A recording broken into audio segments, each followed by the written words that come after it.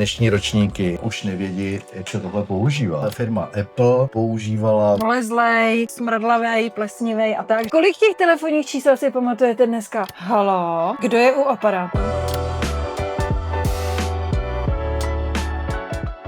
Minule jsme vám ukazovali upcyklovaný telefon, moc se líbil, děkujeme za komentáře, pozitivní i hejty. I když bych řekl, že je lepší, pokud nemáte co hezkýho napsat, tak radši nepište nic, protože je to zbytečné. A teď se na tebe opět navalí vlna hejtů. Teď si s tou opravdu Teď jsem si šlápnul. Ano, teď si šlápnul, přesně tak. Nicméně, já bych si chtěla omluvit všem, kterých jsem se minule dotkla. Když jsem o telefonu v takovém jako stavu, jakože je špinavej, volezlej, smradlavej, plesnivej a tak řekla, že je hnusnej nebo ošklivej. Ošklivý telefon se řekla a že my z něj jsme vyrobili novou, hezkou věc. Myslela jsem s tím samozřejmě jenom ten povrch, ten byl opravdu ošklivej, takže jenom ten povrch, protože samozřejmě my pod tím vším vidíme tu krásu toho přístroje, to kouzlo, s jakým byly ty telefony vyráběný a vůbec vlastně všechny věci tehdy, kdy kromě toho, že to bylo funkční, bylo to taky krásný. Ano. Takže proto jsme se právě pustili do repasování a upcyklace těch telefonů. Ten telefon už neopravíme tak, abyste ho mohli používat, vzhledem k tomu, že Je analogovej. ano, vzhledem k tomu, že analogová síť nefunguje. Nicméně jsme se rozhodli, že aby ten telefon měl nějakou funkci, tak tu jeho funkci trochu pozměníme a proto jsme z nich začali vyrábět lampičky. Ale nejenom to, samozřejmě nabízíme i telefony samostatně upravený a opravený do původního stavu se zachováním veškeré původní elektroinstalace. To znamená, že má rozleštěný lak, který je 80 let starý, bakelit vyčištěný, číselník rozchozený, tak, aby byl plně funkční. Můžete si koupit jako dekoraci ten telefon. Nemusíte si kupovat telefon jako lampičku. Přesně tak. Ale jsou tací, kteřím se ta lampička líbí. A pro ty je vyrábíme. Ano, přesně tak. To je prostě krásná věc. Představte si, kde vám stojí stoleček v koutku, chodíte si tam vzít knihu a na chvíli si tam odpočinout a přečíst si kus knihy. Kus. Tady máte lampičku, která se může použít jako čtecí. Může, nemusí, můžete ji mít pouze jako dekoraci. Ale důležitý je, že svítí a jde i vypnout. Ano. A teď jsem si akorát vzpomněla v souvislosti s těma telefonama analogovýma. V době, kdy jsme měli doma tyhle telefony, pamatuješ si, kolik jsi byl schopný si zapamatovat telefonních čísel nazpaměť? No hromadu. To bylo třeba 200 čísel, který si uměl nazpaměť. No 200 jsem jich asi neuměl, tak dobrý nejsem. A Dobře, ale tolik přátel jsem neměl. Dobře, to je pravda. Nebo teda to nevím, jak jsi to měl, když jsi byl v mládí, ale to je jedno. Pamatovali jsme si fůru telefonních čísel. Domů, ke kámošům, k mámě do práce, k tátovi do práce. Nevyjmenovávej to všechno, to by si byla těch 200. No ale kolik těch telefonních čísel si pamatujete dneska? No, nazpaměť. Jako 1, 2? Někdy si člověk nemůže vzpomenout Ani na to vlastní. Ano. Takže pravda je spíš v tom, že ty jsi možná už mohla pamatovat 200 čísel, a to ale z jiného důvodu. Jsi o něco mladší než já. A v době... Všichni moji přátelé měli doma telefon. No a právě.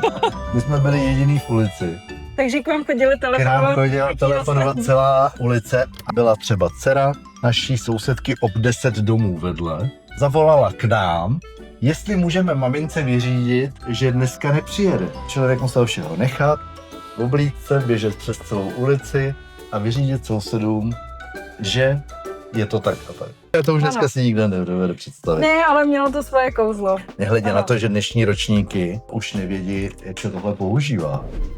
Spousta z nich do toho strká prsty a myslí si, že to zmáčkne. Zkuste schválně, pokud máte doma takový telefon, zkuste schválně dnešní mládeži říct, ať vám na tom telefonu vytočí číslo, schválně uvidíte a dejte nám do komentářů vědět, jestli to mačkají, anebo jakým způsobem zacházejí s telefonem. Ale taky si pamatuju, že v těch 90. letech přišly ty domácí telefony a byly mačkací. To měla děda s babičkou a byla jsem z toho úplně konsternovaná, že to má čudlíky.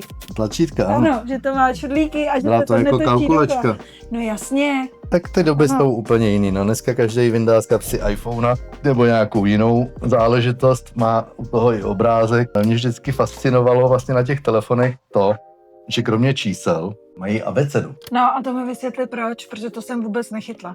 Protože dřív, když bylo telefonní číslo třeba o 4 číslech, tak si mohla napsat, že máš volací číslo AHA třeba. Jasně. Jo, 2 uprostřed. Jo, jasně, takže to šlo i podle těch Takže si podle písmenek, pokud si líp pamatovala písmenka než číslice, tak si mohla takovýmhle způsobem vlastně zatelefonovat. Dokonce firma Apple používala vlastně volačku Apple. Jo, tak to je Jo. dobrý. Takže takhle vlastně se to využívalo. Nevím, kde teda sebrali to P, ale Tak třeba měli takový ty, kde byly 3 písmenka k jednomu. Aby ne, se ono už to pak bylo asi, si myslím, v digitální době a samozřejmě už se pak přidávali písmenka, jak říkáš, pod tím daným číslem se nacházelo víc písmenek. Jinak ty příběhy, co jste tady teďka slyšeli, naše vzpomínky a naše zážitky, to je vlastně důvod, proč tohle děláme. Protože si myslíme, že na světě je spousta lidí, kteří to cítí podobně a s radostí si doma ten telefon, který vídali jako děti, znovu vystaví a budou se na něj A my koukat. jsme měli třeba tenhle ten, jo. A maminka s ním pocházela. To byl styl Brusel, jo, to je telefon z 60. let a prostě je dokonalej. Jako když se podíváte na ten design, tak je dodnes úplně My fantastický. jsme teda měli klasiku, takovej ten bakeliťák šedivej, takovej ten, co jako Ano, ty máme ve skladě taky. Pokud byste chtěli nějaký telefon udělat přímo na zakázku, můžeme vybrat z těch našich, který tady A máme. nebo ten, co máte doma. Teď zrovna volal pán, že má doma podobný telefon a že ho nechal na balkoně přes loňský léto, jaro. No a sednul mu na to pil a ten pil s tím prachem se zažral do toho bakelitu. Jasně. Takže nám ho posílá na opravu. Takže my vám příště ukážeme, jak ta oprava probíhala, jak ten telefon vypadal, když ho pán poslal a jak bude vypadat, až ho budeme vracet. Tak jo? Tak se Tak mějte. se mějte. Ahoj. Čau. Halo, kdo je u aparátu? Tady Franta Sádra. Za 5 minut tvrdá. Tvrdý. Tvrdý, ano. Pardon, tak jsem zkazila vtip.